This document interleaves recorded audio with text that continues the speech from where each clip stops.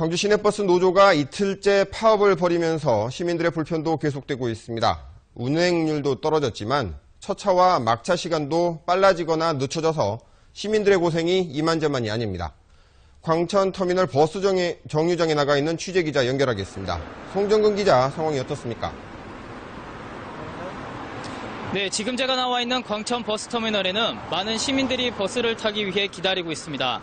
조금 뒤 밤 9시면 버스가 끊기기 때문인데요.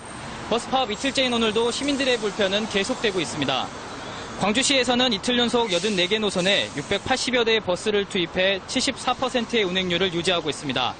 택시 부재를 해제하고 지하철과 마을버스를 더 많이 운행하는 등 교통 차질을 줄이기 위해 애를 쓰고 있는데요. 하지만 대체 인력으로 투입된 비정규직 운전자들이 제대로 쉬지 못하고 있는 실정이라 운행률이 줄어들 가능성도 배제할 수 없습니다. 또 차량 운행률이 평소보다 줄어들다 보니 버스 배차 간격이 길어져서 시민들의 불편이 가중되고 있습니다. 광주와 화순, 나주, 담양, 장성으로 가는 11개 노선은 운행조차 되지 않아서 시외를 오가는 시민들도 불편을 겪고 있습니다. 광주시는 원래 시간보다 막차가 일찍 끊긴다며 야간 자율학습 시간을 줄여달라는 협조 공문을 교육청에 보내기도 했습니다. 또 파업이 장기화될 조짐을 보이자 광주시는 전세버스조합과 협의를 갖고 26일부터 253대의 전세버스를 대체 투입하기로 했다고 말했습니다. 광주시는 첫차 운행 시간도 새벽 5시 40분에서 아침 6시로 늦춰졌다며 광주광역시 버스 운행 정보 홈페이지에 들어가면 임시 운행 버스 시간표를 확인할 수 있다고 밝혔습니다. 지금까지 광천 버스터미널에서 MBC 뉴스 송정근입니다. 빛가람 혁신도시에 119 소방센터가 없어서 주민들이 불안해한다는 보도를 어제 해드렸는데요. 혁신도시의 대중교통망도 엉성하기 짝이 없어서 주민들의 불편과 불만이 이만저만이 아닙니다. 공공기관 임직원들이 내려오길 꺼린다고 해서 그들 탓만 할 일은 아닌 것 같습니다. 송정근 기자가 현장 취재했습니다. 다니던 직장이 혁신도시로 이전하면서 지난 2월부터 나주에 살기 시작한 35살 이상흥 씨. 쇼핑은 광주에서 하고 자녀하고는 나주 시내로 보내고 있습니다. 갑자기 누군가 아프기라도 하면 광주나 나주 시내로 가야 합니다. 혁신도시 안에 아직 정주 여건이 제대로 갖춰져 있지 않기 때문인데 대중교통마저 불편해 이동하는 게 쉽지 않습니다. 차를 하나 더 구입했어요. 차가 없으면 아까 말했던 가장 시장거리 보거나 아니면 쇼핑을 하거나 뭘 사려고 하면 무조건 멀리 나가야 되니까. 나주 혁신도시에서 광주로 가는 버스편은 1160번과 나주교통 2편뿐인데다 배차도 50분 간격이어서 버스를 이용하기가 쉽지 않습니다.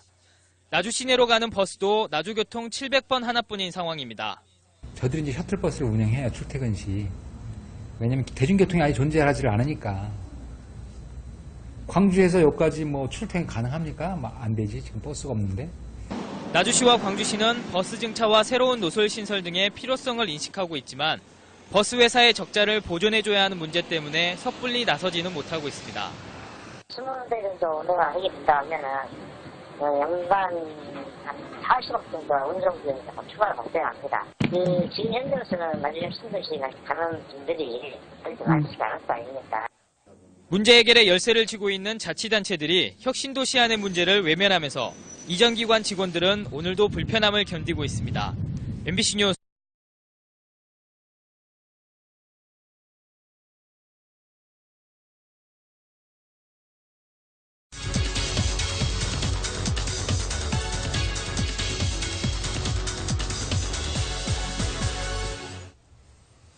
광주시가 10년 만에 시내버스 노선을 전면 개편합니다. 시민의 의견을 들은 뒤에 내년 2월경에 도입될 예정인데요. 자세한 얘기를 송상진 광주시 대중교통과장과 나눠보도록 하겠습니다. 안녕하십니까? 네, 안녕하십니까? 네, 10년 만에 노선 개편이 이루어지게 됐습니다. 그 이유가 있습니까? 네.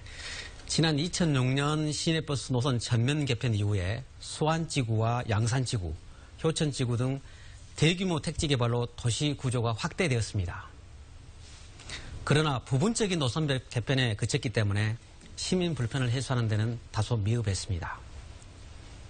그러다 보니 경제활동과 학교 통학을 위해서 시내 주요 지점으로 이동하면서 교통 불편을 많이 말씀을 하셨습니다. 네.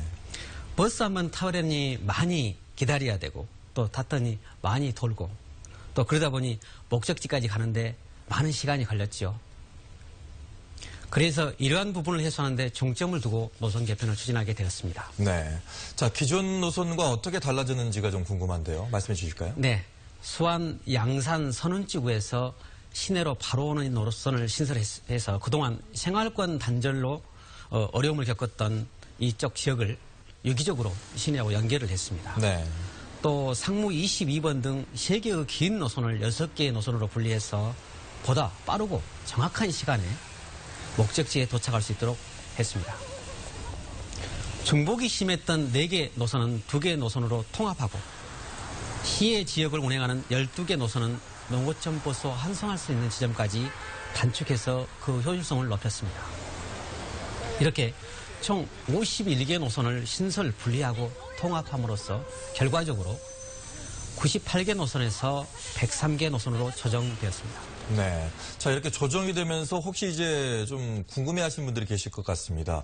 내 집 앞을 가는 버스가 갑자기 사라지지 않을까라는 좀 걱정도 있을 것 같고 또 왜 자꾸 민원을 이렇게 넣는데도 내 집 앞은 왜 지나가질 않느냐 이런 여러 가지 과제들이 좀 있을 것 같은데요. 어떻게 해결하실 예정이신가요? 네.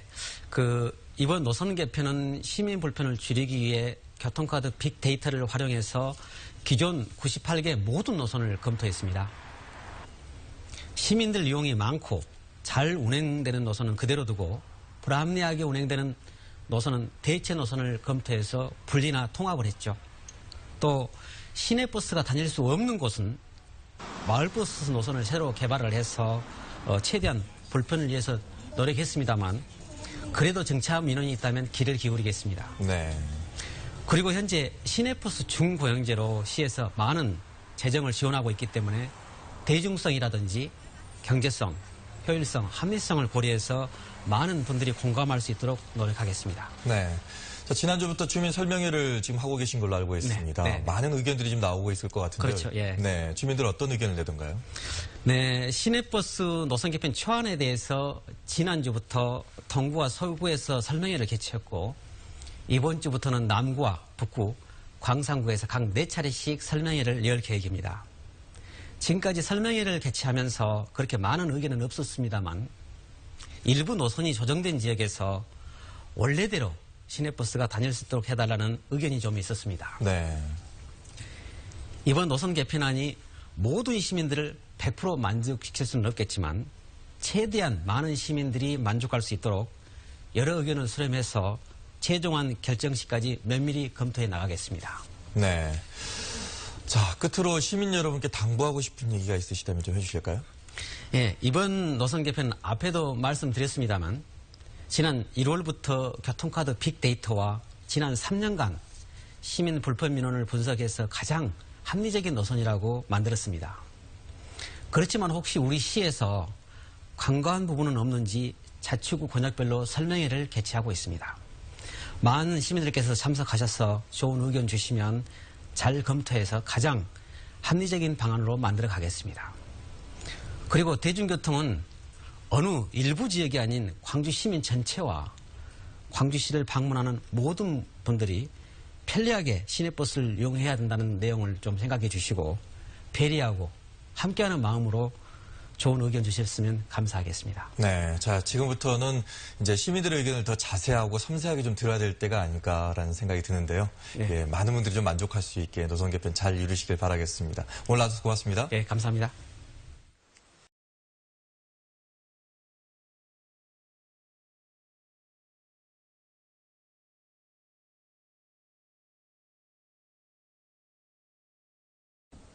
오는 4월 호남 고속철이 개통되면 이 송정역이 광주의 유일한 KTX 정착역이 됩니다.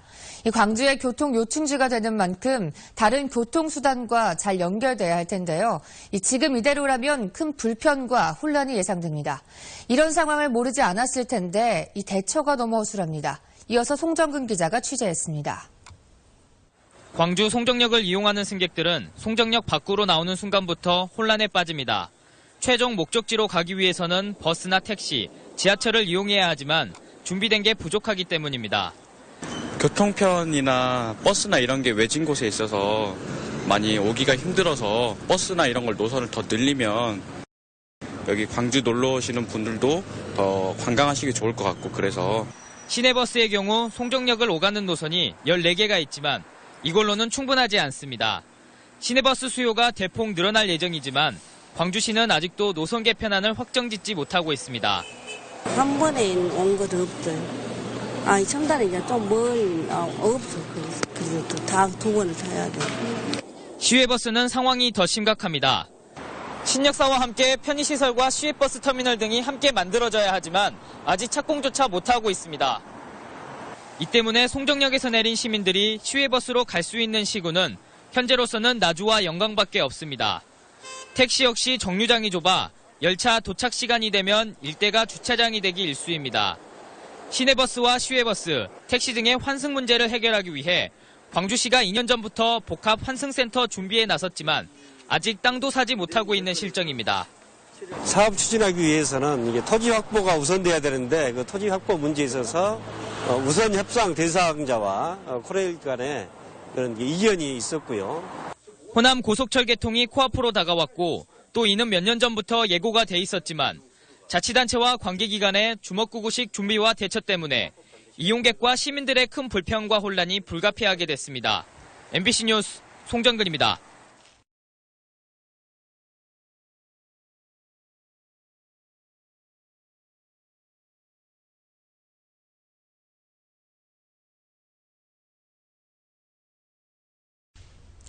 네, 다음 소식입니다. 광주 시내버스 환승 방식이 오늘부터 바뀌었습니다. 무료 환승을 위해선 버스에서 내릴 때 한 번 더 교통카드를 찍어야 합니다. 더불어 광주 인근 5개 시군 주민들도 환승 할인 혜택을 보게 됐습니다. 바뀐 점들을 김인정 기자가 설명합니다. 하차하는 사람들이 버스 뒤쪽 단말기에 교통카드를 찍으며 내립니다. 새로 바뀐 환승제도 첫날. 여태까지 승차 1시간 안에 환승해야 무료로 탈 수 있던 시내버스와 마을버스가 차에서 내린 뒤 30분 안에만 바꿔 타면 횟수에 제한 없이 무료 환승되도록 바뀌었습니다. 새롭게 바뀐 환승 할인을 적용받기 위해서는 이렇게 내리기 전에 교통카드를 단말기에 찍고 내려야 합니다. 하지만 시행 첫날이라 그런지 아직은 모르는 사람들이 많습니다. 찍어야 되는데 안 찍고 내려버렸어. 그래서 요거 탈 때 도로 세우더만 환승 안 되더만. 내리고 나서 생각하니까 아차 오늘 이거 찍어야 되는데 그러고 이제. 광주 대중교통과 인접 5개 시군 농어촌 버스도 같은 방식으로 환승하면 됩니다. 하차 30분 이내에 환승하면 교통카드 요금 기준 50%가 할인돼 교통비가 절반이 됩니다. 아마 우리 시와 인접 5개 시군을 왕래하는 주민들에게 편익에 큰 도움이 될 것이고 왕래를 활성화하는데 크게 도움이 될 것으로 이렇게 생각을 하고 있습니다. 새로 바뀐 무료 환승제는 추가로 들어가는 비용이 없지만 광역 환승제도가 시행되면 해마다 21억 원의 적자가 발생할 걸로 보이는데 이 적자금은 광주시와 5개 시군이 나눠서 분담하기로 했습니다. MBC 뉴스 김인정입니다.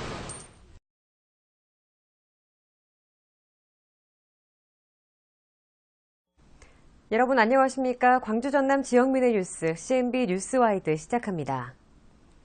광주 시내버스 노선이 다음 달 전면 개편됩니다. 이에 대해 전남 담양에선 심각한 교통불편 우려를 호소하며 반대하고 나섰습니다. 김호영 기자가 보도합니다. 올해 2월에 새로 도입되는 광주 시내버스 노선 전면 조정 때문에 전남 담양군의 수북면과 봉산면 주민의 버스 이용 불편이 우려됩니다. 광주광역시는 최종 보고회를 통해 일곡 180번과 용전 184번을 하나의 노선으로 통합하겠다고 밝혔습니다. 개편안이 시행되면 광주 첨단의 대형 병원을 찾는 노인들이나 학교로 통학하는 학생 등 수북면과 봉산면의 교통약자의 발이 묶이게 됩니다. 갑자기 이렇게 광주시에 어려운 사정으로 일방적으로 이렇게 폐지를 한다 하니까 당황스럽고 담양 버스를 타서 담양에서 광주로 가는 버스로 갈아타야 되니까 좀 저희 입장에서 복잡해지죠. 젊은 사람들은 인력 승용차나 화물차나 가지고 다녀버리고 노인네들하고 학생들 뿐이라니까. 한편 담양군은 개편 노선 지역 주민들의 고충에 대해 광주시의 대책을 촉구했습니다. 우리 담양구는 광주와 연접되어 있으면서 서로 공동 생활권이 형성되어 있습니다. 더군다나 우리 학생들이 통합권에 있고 또 우리 노령화 되신 주민들이 광주의 병원을 다닌다든가 이런 분야를 많이 이용을 하고 있는데 이번에 시내버스 개편이 되면서 불편을 겪게 되거든요. 특히 우리 광주 첨단구역은 신설 도시면서 밀접한 담양과 관계가 있는데도 불구하고 시내버스라든가 우리 국내버스가 다니지를 않습니다. 그래서 상호 협의를 해서 시내버스가 되든지 아니면 국내버스가 되든지 해서 왕래를 했으면 좋겠다라는 생각입니다. 광주시는 매년 시내버스로 인해 530억의 적자를 보고 있다며 문제를 인식하고 있지만 해결이 쉽지 않다는 입장을 보이고 있습니다. 작년에 저희가 시내버스 적자가 530억 정도 났는데요.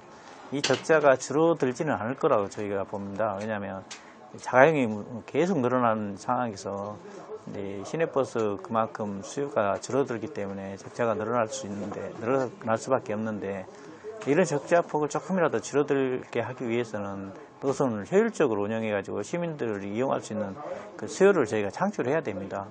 그러면 저희는 이제 그 노선은 적자분을 조금이라도 줄여야 되기 때문에 그런다 그래서 그 노선을 전면적으로 폐지한다면 기존에 이용했던 분들에 대한 불편이기 때문에 저희는 당초에는 최소한 그 시군의 주요 지점까지는 우리가 운행하고 그 외 지역은 시군에서 이렇게 책임질 수 있기 때문에 그런 방향으로. 광주 시내버스 개편안 시행까지 기간이 얼마 남지 않은 상황에서 이에 대한 마땅한 대안이 제시되지 않아 버스를 이용하는 주민들은 앞으로 어떻게 할지 막막하기만 합니다.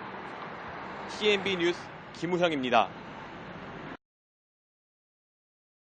전라북도 전주시와 완주군이 버스 노선 개편에 합의해 얼마 전부터 새 노선 운행을 시작했는데 그게 무려 60년 만이라고 합니다. 어려운 점이 없진 않지만 버스 운행 속도가 크게 빨라져 시민들과 관광객들에게 도움이 될 것으로 보입니다. 송태혁 기자입니다. 60년 만에 버스 노선이 개편된 날, 시외로 연결되는 주요 환승장에서는 완주군의 오지마을에 사는 노인들이 불만을 터뜨렸습니다. 하루에 두세 번 운행하더라도 마을에서 전주 도심까지 갈아타지 않고 다니는 게 좋다는 겁니다. 촌에 사는 게 아마 농사 지어가지고 다니면서 이제 팔아야 되잖아요. 그러는데 그 보따리를 하나도 갖고 간 사람, 두 개, 세 개도 갖고 간 사람 그렇다는데. 하지만 시민 대다수는 새 노선을 환영하는 편입니다. 모든 버스가 원도심을 축으로 운행하다가 동서와 남북 각각 3개의 축으로 분산 운행하게 되면서 버스 타는 시간이 훨씬 줄었기 때문입니다. 과거에 1시간 걸렸던 게 이번에 직선으로 가다 보면 25분 정도 이렇게 줄어들었기 때문에 만약에 이제 그 외의 노선 같은 경우는 환승을 하게 되면 과거보다도 훨씬 3분의 1 정도 시간 단축해서 갈 수 있다는 장점이 있습니다. 새 노선에 적응하려면 시내권의 주요 환승 지점 14곳을 알아두는 게 중요합니다. 시내권 버스는 100번대로 통일됐고 완주권과 연결되는 버스는 이서방향 200번, 삼례방향 300번 등으로 외우기 쉽도록 했습니다. 800번대는 소팔로 간다 그렇게 연상을 시키도록 해서 소양 같은 경우는 800번대가 이렇게 하고 있고 이번 버스 노선 개편으로 해마다 10,000대씩 늘어나던 승용차가 줄어들고 전주를 찾는 관광객들에게는 대중교통 접근이 쉬워질 것으로 기대됩니다. 전주역이나 한옥마을 등 주요 관광 거점을 잇는 시내버스도 훨씬 많아져서 굳이 자동차를 가져오지 않아도 전보다 훨씬 편하게 전주 관광을 할 수 있게 될 것으로 보입니다. YTN 송태엽입니다. 네, 전북 전주가 고향인 YTN 기상캐스터도 아침부터 귀성길에 올랐는데요. 지금쯤 어디를 가고 있을까요? 현장 연결합니다. 양태빈 캐스터. 네, 지금 제 뒤로 두 글자 보이시죠? 드디어 제 고향 전주에 도착했습니다. 네, 드디어 도착하셨네요. 서울에서 얼마나 걸린 거죠? 네, 이렇게 고향에 도착하니 무척이나 들뜨는 마음인데요. 오늘 서울에서 전주까지 이동 시간만 따져보면 대략 4시간 정도가 소요됐습니다. 평소에는 3시간이면 충분히 올 수 있는 거리인데 길이 막히면서 1시간이 더 소요된 겁니다. 그래도 명절치고는 비교적 수월하게 온 것 같은데요. 처음에 출발했을 때 기흥에서 충남 공주까지는 길이 답답하게 막혔지만 이후로는 수월하게 풀렸기 때문입니다. 이곳 전주 요금소도 고향 가는 집 차량들로 분주합니다. 오늘 아침 일찍부터 귀성길에 오르신 분들도 있을 텐데요. 고향에 도착하며 마음이 한결 가벼워졌는지 창문 너머로 보이는 운전자들의 표정에는 들뜬 기색이 역력합니다. 앞으로 차량 정체는 조금씩 더 완화된다고 하는데요. 아직 귀성길에 올라 있으신 분들은 마지막까지 안전운행 해주시기 바랍니다. 설 당일인 내일도 맑은 날씨가 이어지겠고요. 한파 걱정도 없겠습니다. 내일 낮 기온 서울 4도, 대전 7도, 대구 8도, 광주 10도로 예상됩니다. 길었던 여정이 드디어 끝이 났습니다. 무사히 도착해서 정말 다행인데요. 시청자 여러분도 끝까지 안전하고 즐거운 귀성길 마무리하시기 바랍니다. 여러분 새해 복 많이 받으세요. 지금까지 YTN 양태빈입니다. 네, 설 연휴가 시작되면서 고속도로도 귀성길에 오른 사람들로 가득합니다. 오늘 전국이 대체로 흐린 날씨를 보일 걸로 예상이 되고 있습니다. YTN 기상캐스터 연결해서 날씨와 고속도로 상황 같이 알아보겠습니다. 양태빈 캐스터. 네, 기흥 휴게소에 나와 있습니다. 예, 현장 상황과 날씨 함께 좀 전해주시죠. 네, 민족의 대명절 설을 앞두고 고향 가는 길에 오르신 분들이 무척 많습니다. 하지만 이곳 기흥부터는 길이 많이 막히기 때문에 휴게소에서 미리 휴식을 취해주는 사람들의 모습이 보이는데요. 고향까지 얼마나 걸리는지 시간을 미리 확인하고 또 긴 여정 중에 먹을 먹을거리도 사두고 있습니다. 제 고향은 전라북도 전주인데요. 저도 명절을 맞아 오랜만에 가족을 만나러 고향으로 떠납니다. 평소라면 전주까지 3시간밖에 걸리지 않지만 오늘처럼 차가 많이 밀리는 날이면 5시간 이상 걸린다고 하는데요. 귀성길 상황은 이어지는 뉴스에서 또다시 전해드리도록 하고요. 날씨 상황도 알려드리겠습니다. 밤사이 전국 곳곳에 내린 눈, 비는 이제 모두 그쳤습니다. 하늘 표정도 점차 맑아지고 있는데요. 문제는 때 아닌 겨울왕사입니다. 중국 북부지방에서 발원한 황사가 유입되면서 현재 서울을 비롯한 수도권과 일부 서해안을 중심으로 황사가 나타나고 있는데요. 수도권 지역의 미세먼지 농도는 위험 수준까지 치솟으면서 미세먼지 주의보까지 내려졌습니다. 황사는 오후까지 이어질 것으로 예상됩니다. 그래도 이제 추위 걱정은 덜었습니다. 오늘 낮 기온 서울 0도, 대전 3도, 광주 5도, 대구 6도로 예년 수준의 겨울 날씨를 보이겠습니다. 설 당일인 내일도 전국이 대체로 맑겠습니다. 다만 이후 귀경길에는 또 눈비 예보가 있는데요. 일요일에는 전국에, 연휴 마지막 날에는 영동과 남부지방에 눈이나 비가 내릴 전망입니다. 길이 많이 막히다 보면 피로하지만 그래도 고향 가는 마음은 무척 설렙니다. 멀미가 심할 때는 껌을 씹으면 도움이 된다고 하니까요. 참고하셔서 즐거운 귀성길 되시기 바랍니다. 그럼 저는 다시 고향으로 가는 길 출발하도록 하겠습니다.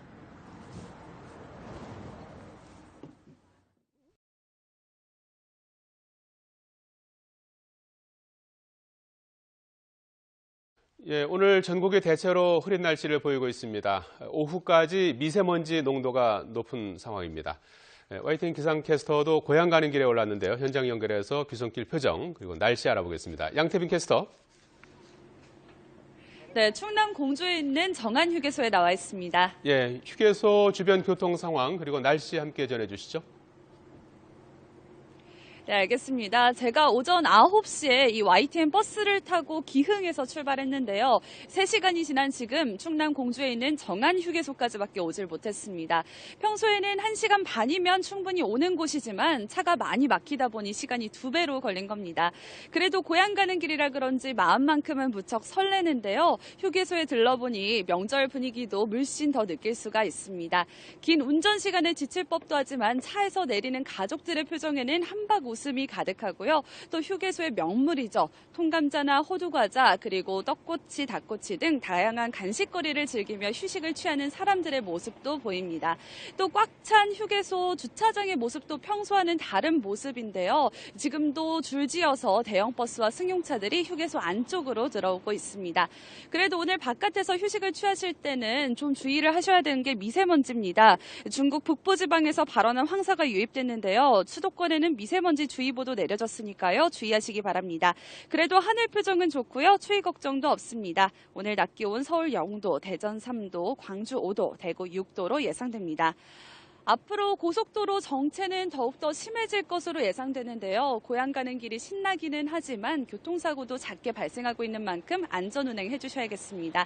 그럼 저는 이어지는 뉴스에서 또다시 귀성길 표정 전해드리도록 하겠고요. 다시 YTN 버스 타고 출발해보도록 하겠습니다.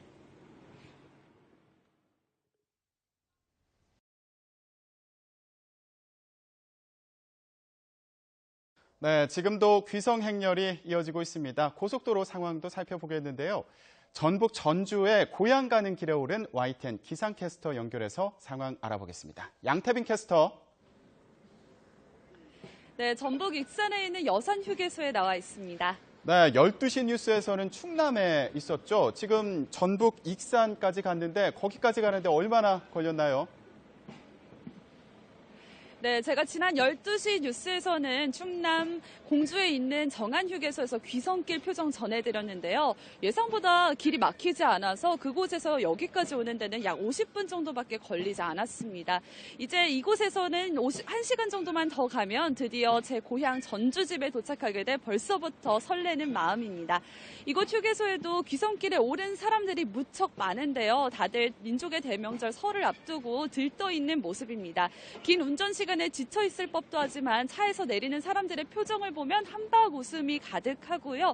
또 휴게소의 명물이죠. 통감자나 호두과자, 닭꼬치 등 맛있는 간식거리를 사들고 휴식을 취하는 모습도 보입니다.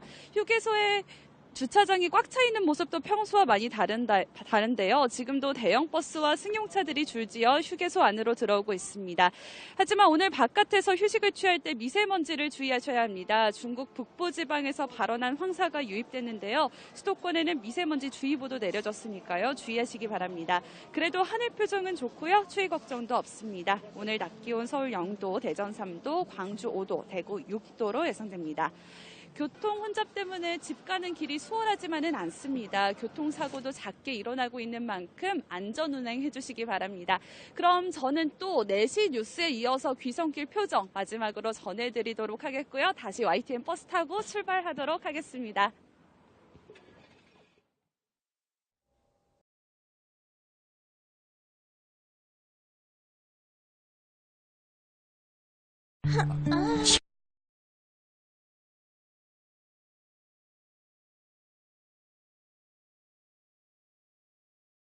취재진이 취재 버스를 타고 고속도로를 달리며 고향 가는 길이 얼마나 막히는지 직접 살펴보고 있습니다.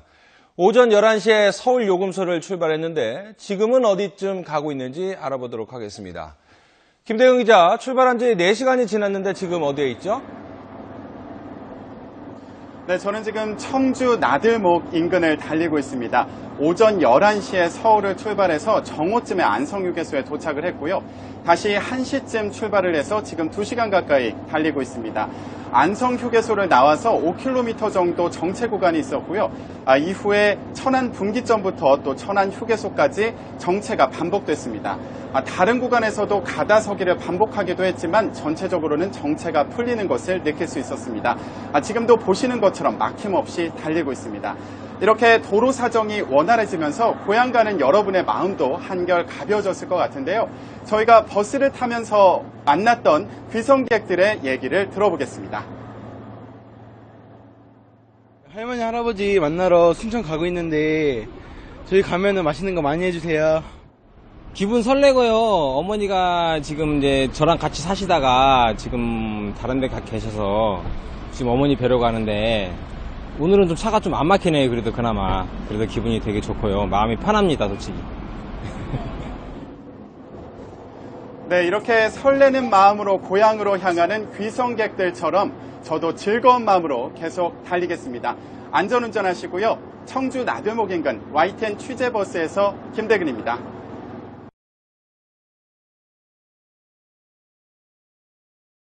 네, 이 YTN 취재 기자가 직접 여러분과 함께 고향으로 가면서 귀성길 풍경을 전해드리고 있죠. 서울 요금소를 출발한 뒤 2시간 전쯤에 안성휴게소를 지나서 목적지인 대구로 향하고 있는데요. 지금은 어디쯤 가고 있는지 취재 기자 만나보겠습니다. 박서경 기자. 네, 지금은 YTN 취재버스를 타고 경부고속도로를 달리고 있는데요. 대전 부근을 달리고 있습니다. 서울요금소를 출발한 지 4시간이 지났습니다.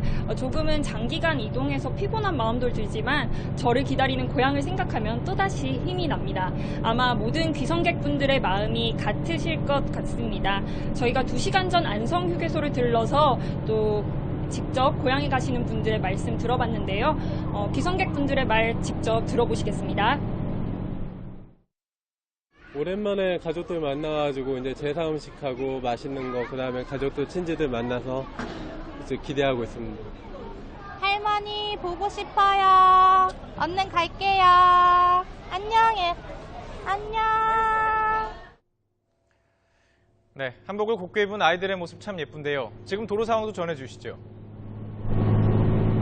네, 말씀드렸듯이 저는 경부고속도로를 달리고 있는데요. 이 대전 부근입니다.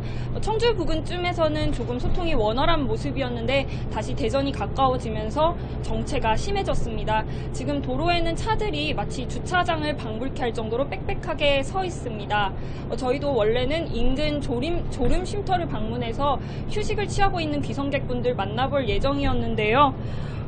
지금 차가 계속 막히면서 도로 위에서 이렇게 소식을 전해드리게 됐습니다. 제 고향도 저를 촬영하고 있는 최강현 기자의 고향도 대구입니다. 서울요금소에서 경부고속도로를 달려서 지금 안성휴게소를 지났고요. 대전을 거쳐서 대구까지 이동할 계획입니다. 목적지인 대구까지는 2시간 넘게 걸릴 것으로 보입니다. 오늘 고향을 가시는 분도 계시고 또 아쉽게 못 가시는 분들도 분명 계실 텐데요. 저희가 전해드리는 귀성 풍경 보시면서 조금이나마 명절 분위기 느끼실 수 있으면 좋겠습니다.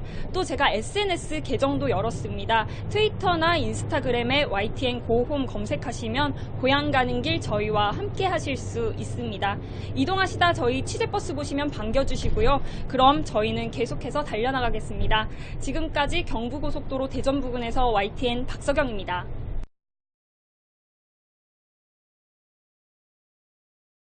YTN 취재기자가 직접 여러분과 함께 고향으로 가면서 귀성길 풍경을 전해드리고 있는데요. 오전 10시 서울요금소를 출발했습니다. 지금 어디까지 갔는지 알아보겠습니다. 네, 취재기자 연결해 보겠습니다. 박서경 기자, 목적지에 도착했나요? 네, 동대구 고속버스 터미널입니다. 6시간 반을 달려서 드디어 도착했는데요. 오전 10시 서울요금소에서 출발했습니다. 저와 촬영기자 최강현 기자의 고향인 대구에 도착한 건데요. 경부고속도로는 대전 부근에서 많이 막혔습니다. 하지만 다른 구간은 비교적 원활했는데요. 특히 김포에서 대구까지는 평소 주말과 다를 바 없이 정말 고속도로가 확 트인 모습을 볼 수 있었습니다. 제가 열심히 달려서 도착한 이곳 고속버스 터미널에는 저처럼 고향을 찾은 많은 귀성객들이 있는데요. 표정에는 설렘이 가득합니다. 귀성객 한 분 만나서 말씀 한번 들어보겠습니다. 네, 안녕하십니까? 안녕하세요. 네, 자기소개 부탁드릴게요. 예. 인천에 살고 있는 최장원이라고 합니다. 네, 대구에는 무슨 일로 오늘 오신 건가요? 대구가 고향인데 차례 지고 명절 새로 왔습니다. 오늘 한복도 이렇게 멋있게 입으셨는데 혹시 따로 입으신 이유가 있으신가요? 간편하고 편하게 입으려고 생각을 하고 입었는데 오늘 더위가 있어서 참 불편한 것도 있고 나름대로 괜찮은 것 같았습니다. 네, 그래도 이렇게 한복 입으시니까 명절 분위기도 나고 참 좋은 것 같습니다. 따님도 오랜만에 친척분들 뵐 것 같은데요. 친척분들이랑 어떤 거 하고 싶으신지 말씀해 주시겠어요? 차례도 지내고 어른들과 인사도 하겠지만 오랜만에 이제 저의 생각과 또 제가 지금 고민하고 있는 것들을 또 친척들과 또 가족들과 많이 의논도 하려고 하고 싶습니다. 네, 말씀 들어보니까 정말 가족들과 뜻깊은 시간 보내실 수 있을 것 같습니다. 예, 말씀 감사합니다. 즐거운 명절 보내시길 바랄게요. 네, 저는 오늘 오전 10시 서울요금소를 출발했습니다. 대전 그리고 안성을 지나서 대구까지 도착했는데요. 총 6시간 반이 걸렸습니다. 하지만 저도 오랜만에 고향을 찾아서 굉장히 기분이 들뜨는데요.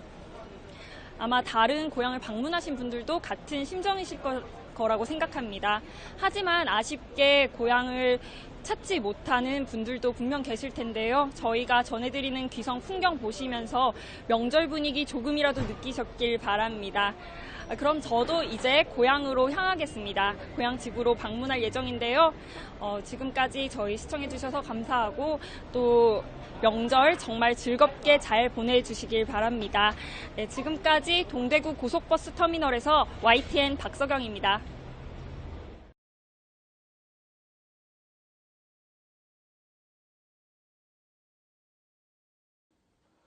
동대구와 안동 간 고속버스 막차는 수십 년째 저녁 9시 전후에 고정이 돼 있습니다.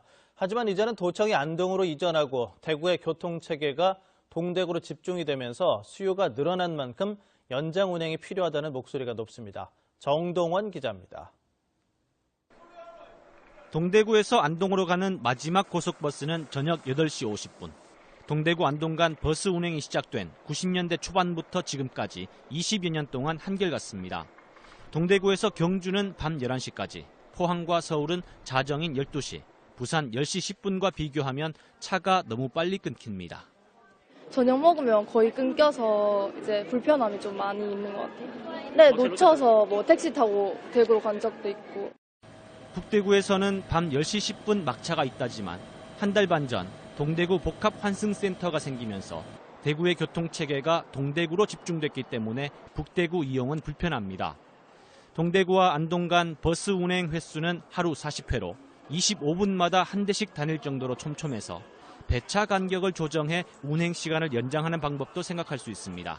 하지만 동대구 복합환승센터가 생긴 지 한 달 반이 지났고 도청이 안동으로 이전한 지 1년이 다 돼가지만 막차 시간은 요지부동입니다. 동대구 안동 노선을 운행하는 경북버스는 취재가 시작되자 연장 운행을 검토하겠다고 밝혔습니다.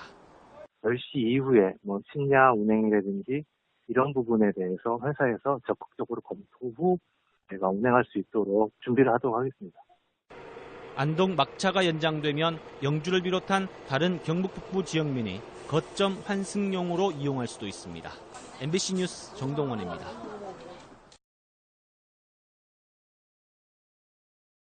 동대구 복합환승센터가 정상 운영되면 고속 시외버스 터미널은 텅텅 비게 됩니다. 도심의 노른자 위 땅이 어떻게 개발될지 궁금한데요. 계속해서 권윤수 기자입니다. 동대구 복합환승센터가 준공되면 동대구 고속버스 터미널과 동부, 남부 시외버스 터미널은 텅 비게 됩니다. 사실상 도심에 위치해 무한한 개발 가능성을 지닌 이 땅들은 최근 값이 어마어마하게 치솟았습니다. 이 노른자 위 터를 누가 어떻게 개발할지 궁금증을 자아내고 있는 가운데 소유주인 버스 회사들은 하나같이 주상복합 아파트를 짓겠다며 대구시에 계획안을 제출했습니다. 대구시는 집장사만 하고 쏙 빠지는 식의 난개발은 안 된다고 밝히며 사업자들과 의견을 조율하고 있습니다. 특히 중심 상업지구인 고속버스 터미널터는 인근 동대구 벤처밸리와 연계될 수 있도록 소규모 전시 컨벤션 시설이나 문화시설 같은 공공성을 확보하는 개발을 대구시는 요구하고 있습니다. 대구의 랜드마크가 될 수 있는 그런 방향으로 개발이 돼야 됩니다. 특별히 이때까지 공공의 목적으로 그렇게 활용되어 있는 그런 부분이 많기 때문에 향후에도 많은 시민들이 활용할 수 있는 공익적인 목적으로 그렇게 개발이 돼야 된다고 그렇게 생각됩니다. 모든 터가 사유지인 탓에 대구시가 개발을 주도하기 어려운 만큼 자칫 오랫동안 흉물로 남아있는 등 공동화 현상도 우려되고 있습니다. 공동화를 막기 위한 그 관리 방안을 우리 시하고 업체하고 협의 중에 있습니다. 그게 아마 지금 11월 중에는 완성이 될 것으로 판단되니까 이전하고 난 이후에 내년 1월부터는 아마 충분하게 그렇게 관리가 될 것으로 판단되고 있습니다. 이른바 노른자 위, 알짜배기 땅을 개발하지 않고 그냥 둘리는 없어 보입니다. 다만 이익을 많이 내려는 사업자와 공익을 요구하는 대구시 사이에 팽팽한 줄다리기가 계속될 것으로 보입니다. MBC 뉴스 권윤수입니다.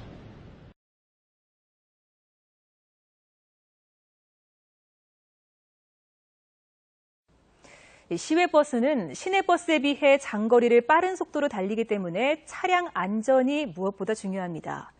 그런데 상당수 시외버스는 앞유리가 깨져 있거나 타이어가 심하게 마모된 채 운행하고 있어 기사들조차 위험을 느낄 정도입니다. 박상원 기자가 취재했습니다. 시외버스 터미널에 운행을 앞둔 버스들이 모여 있습니다. 자세히 살펴보니 차량 앞 유리에 길게 금이 가 있습니다. 타이어는 한쪽만 심하게 닳아 사포질을 한 것처럼 만질만질합니다. 이런 버스는 한두 대가 아니지만 회사에서 제때 교환해주지 않아 기사들조차 위험을 느끼고 있습니다. 타이어가 지금 다 다른 상태인데 교환을 할 시기가 지금 늦었습니다. 늦었는데 회사에서도 이걸 잘 안 해주고 있어요. 왜 그러냐? 회사에서는 자재 절감한다는데 비 온 날이나 이런 걸 하게 되면 기사들은 알면서도 위험 부담을 안고 근무해야 됩니다. 주로 국도를 달리는 시외버스는 장거리를 고속주행하기 때문에 차량 안전이 더욱 중요하지만 회사는 대수롭지 않다는 반응입니다. 차가 유리 볼트해가지고 열 맞을 수도 있고 한번 저도 가다가고 그렇고 그렇지. 고속버스 다른 거 다 그래요. 시외버스 기사들은 차량 정비가 부실하기 때문에 사고도 자주 일어난다고 하소연합니다. 미끄러운 날은 굉장히 차가 수막 현상과 같이 계속 미끄럼 현상으로 차가 서질 않고 계속 진행합니다. 그래서 우리 기사들이 추돌 사고를 상당히 많이 내고 있는데 사정이 이런데도 교통당국의 관리 감독은 제대로 이루어지지 않아 시외버스는 위험을 안고 달립니다. MBC 뉴스 박상환입니다.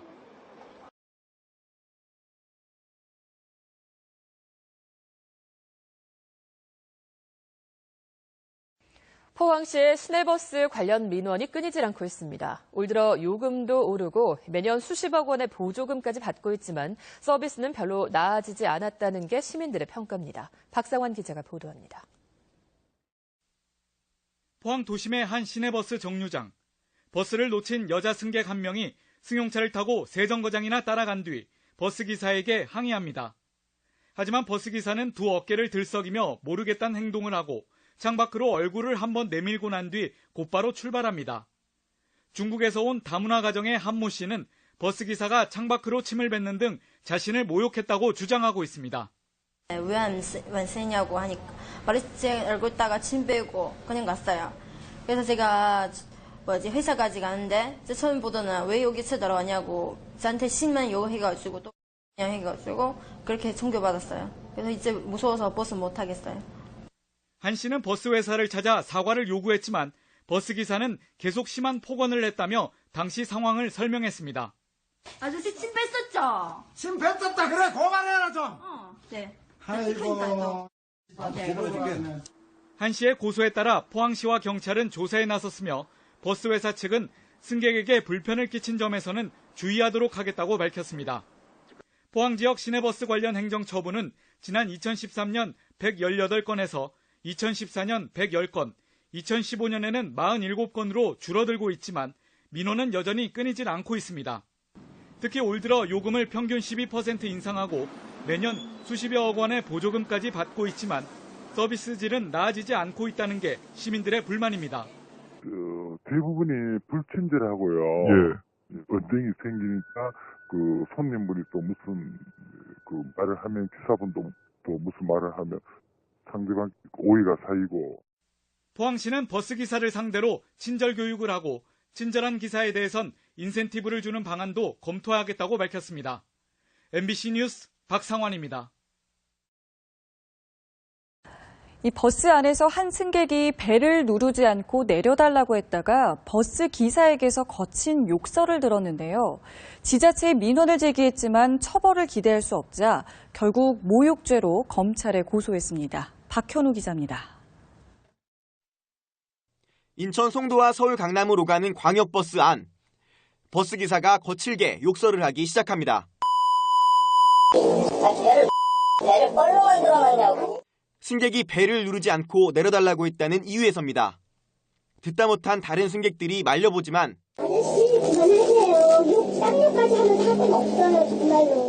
그래도 거친 말은 계속됩니다. 휴일날 일하는 것도 짜증나 죽겠는데 벨 누르면 버스가 안 서냐고. 나 진짜 이 지하철이야 이게? 버스에 탄 승객들은 황당하고 기분이 상할 수밖에 없었습니다. 네, 쓰는데 왜 안 쓰느냐. 네네네. 그렇게 얘기했더니 이제 그때부터 이제 시작한 거죠. 그때부터 그냥 그 말밖에 안 했어요. 그분 옆에 외국 사람들도 타고 있는데 어쩌면 그렇게 소리를 지르고 그러겠죠.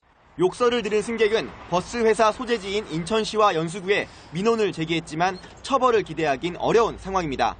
버스 기사분들의 불친절에 대해서는 여객자동차법에 처분할 수 있는 근거가 좀 많이 희박해요. 개인적으로는 좀 그 힘든 감이 없지 않아 있긴 합니다. 결국 이 승객은 버스 기사를 모욕죄로 처벌해달라며 검찰에 고소장을 냈습니다. 연합뉴스TV 박현우입니다.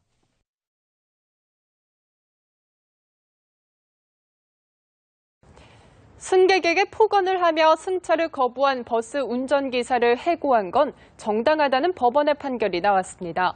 운전기사는 해고라는 징계는 가혹하다고 항변했지만 법원은 이를 받아들이지 않았습니다. 보도에 이재동 기자입니다.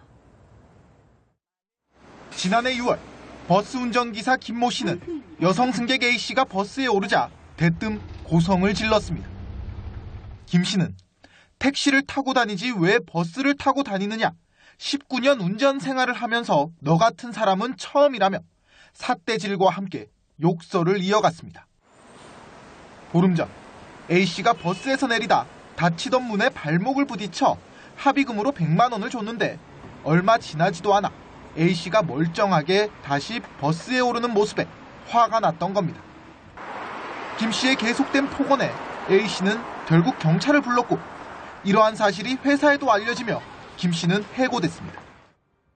이를 두고 중앙노동위원회가 부당해고라며 회사의 처분을 무효로 하자 버스회사는 중앙노동위와 김 씨를 상대로 소송을 냈고 법원은 회사의 손을 들어줬습니다. 재판부는 김 씨가 버스 운전기사로서 승객의 안전을 책임져야 함에도 폭언을 하며 운전에 전념하지 않는 등 승객에게 불안감을 주는 행위를 했다고 설명했습니다. 또 재판부는 다수의 승객이 이 같은 광경을 목격해 버스 회사의 명예가 훼손됐다며 해고 처분은 적법하다고 결론 내렸습니다. 김 씨는 20년 가까이 회사를 위해 일했다며 해고 처분은 가혹하다고 항변했지만 법원은 받아들이지 않았습니다. 연합뉴스TV 이재동입니다. 네, 버스 안에서 한 승객이 벨을 누르지 않고 내려달라고 했다가 버스기사에게서 거친 욕설을 들었는데요. 지자체에게 민원을 제기했지만 이 처벌을 기대할 수 없자 결국 모욕죄로 검찰에 고소했습니다. 박현우 기자입니다. 인천 송도와 서울 강남으로 가는 광역버스 안. 버스기사가 거칠게 욕설을 하기 시작합니다. 배를 뻘로 만들어놨냐고. 승객이 벨을 누르지 않고 내려달라고 했다는 이유에서입니다. 듣다 못한 다른 승객들이 말려보지만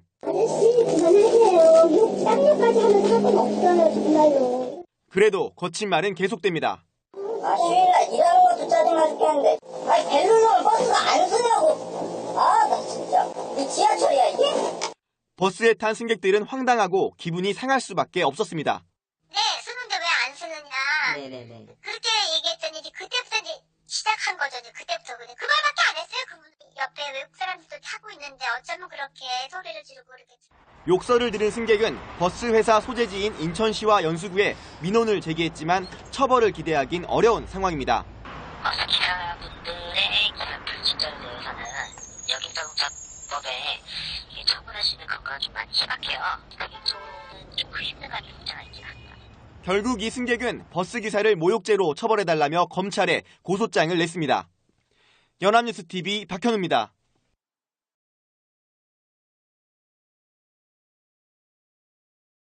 시내버스 기사가 택시기사에게 보복 운전을 했다가 경찰에 붙잡혔습니다. 버스에는 승객이 20명이나 타고 있었는데 이들의 안전은 안중에 없다는 듯 칼치기나 급제동을 거듭했습니다. 보도에 황정현 기자입니다. 2차로를 달리던 시내버스가 갑자기 택시 앞으로 끼어듭니다. 잘 달리는가 싶더니 이번엔 급하게 멈춰섭니다. 결국 욕설과 폭언이 이어집니다. 택시가 길을 양보해주지 않았다며 무리하게 진로를 변경하는 등 보복 운전을 벌인 겁니다. 당시 버스에는 승객 20여 명이 타고 있었던 상황. 그러나 버스 기사는 아랑곳 없이 급정거에 칼치기까지 위험천만한 고개 운전을 이어갔습니다. 운전 중 손가락질을 하는가 하면 얼굴까지 내밀고 욕설을 퍼붓기도 합니다. 참다 못한 택시기사는 결국 경찰에 신고했고 경찰은 블랙박스 영상을 토대로 버스기사 58살 정모 씨 특수협박 혐의로 불구속 입건했습니다. 연합뉴스TV 황정현입니다.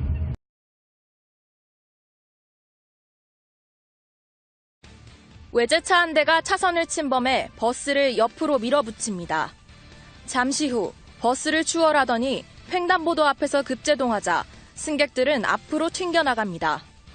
지난달 31일 28살 민모 씨의 보복 운전으로 인해 승객 5명이 경상을 입었습니다.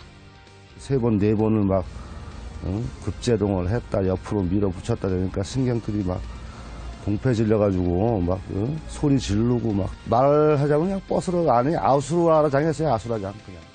민 씨는 이곳 잠실역 부근까지 400여 미터에 걸쳐 보복 운전을 했습니다. 민 씨는 버스가 진로를 방해해 홧김에 보복 운전을 했다고 인정했습니다. 하지만 버스는 4차선에서 버스 전용 차로인 2차선으로 진입했고 민 씨는 1차선을 달리던 상황. 경찰은 버스가 진로를 방해하지는 않은 것으로 판단했습니다. 부인과 자식을 태우고 진행하고 있었기 때문에 상습적이나 고의적으로 그럴 의사는 전혀 없었고 우발적으로 발생한 것으로 그렇게 보입니다. 서울 송파경찰서는 민 씨를 특수상해 혐의로 검찰에 송치할 예정입니다.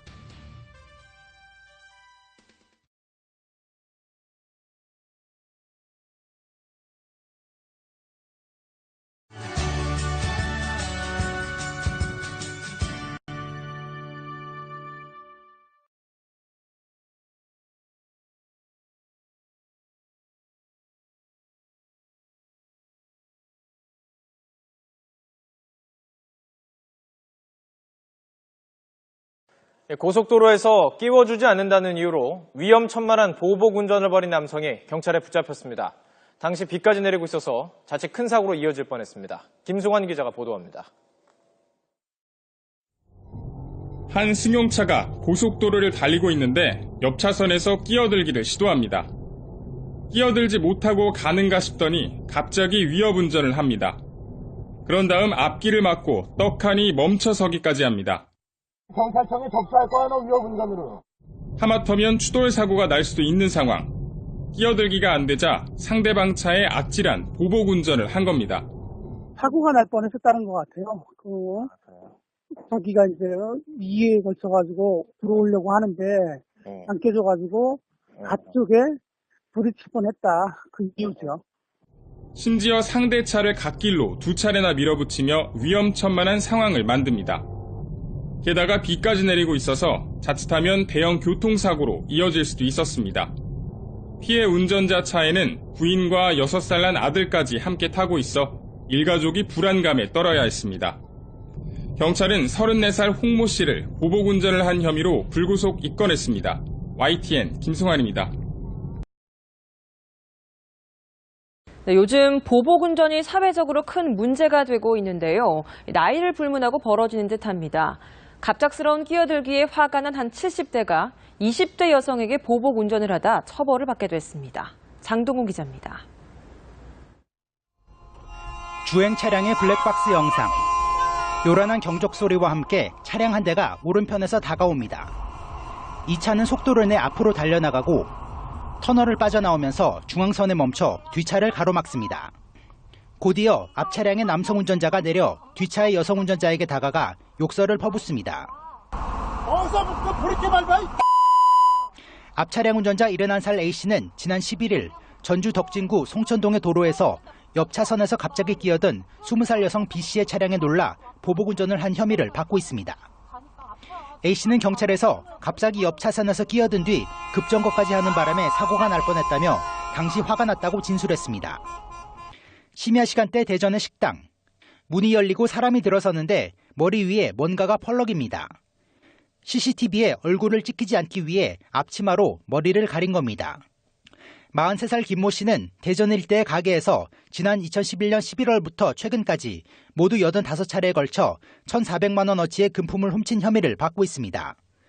김 씨는 주로 우산이나 앞치마 등으로 얼굴을 가린 채 심야 시간대 영업을 마친 상점을 돌며 절도 행각을 벌인 것으로 조사됐습니다. 연합뉴스 장동우입니다.